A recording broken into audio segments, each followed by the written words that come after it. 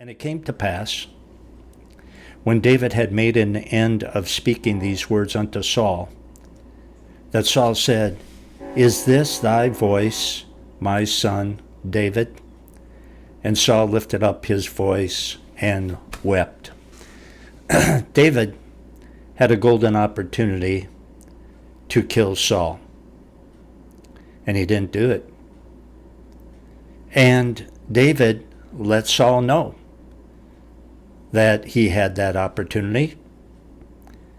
And since he didn't do it, Saul, why in the world are you convinced that David wants to kill you? And why are you hunting him down like a dog, like he's public enemy number one, when he hasn't done anything to you and wouldn't hurt you at all because you're the king of Israel?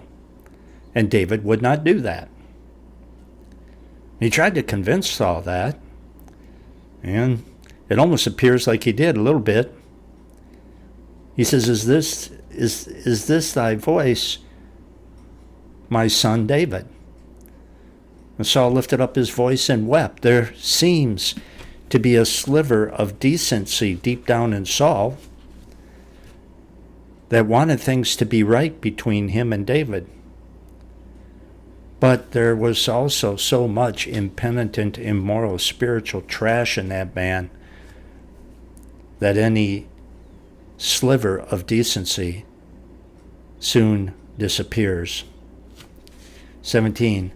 And he said to David, Thou art more righteous than I, for thou hast rewarded me good, whereas I have rewarded thee evil.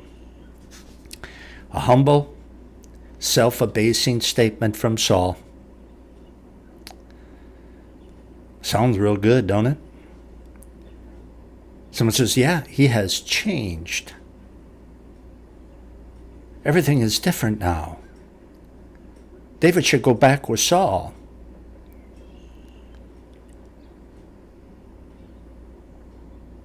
Not so fast. Even non-repenting sinners like Saul say something that's true and decent every now and then. But we should be cautious when entering into a relationship with someone who has a track record of doing evil, like Saul did.